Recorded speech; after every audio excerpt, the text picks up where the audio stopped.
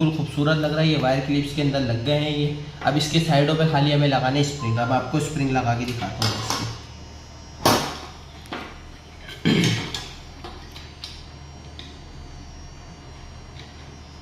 یہ ایسے لگیں گے کلپ. اب میں آپ کو اس کے اسکرو لگا کے دکھاتا ہوں.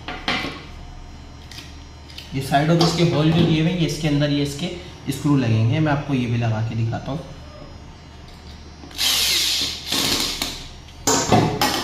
یہ دیکھیں ایک لگ گیا, ایک لگ گیا. اب ہم اس کے اندر دوسرا لگا کے دکھاتے ہیں آپ کو.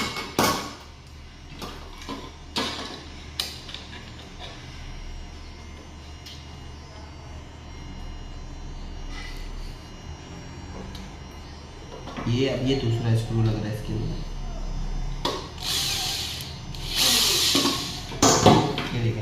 یہ دیکھیں کتنا خوبصورت لگ رہا ہے. یہ دونوں اسپرنگ اس کے اندر لگ رہے ہیں.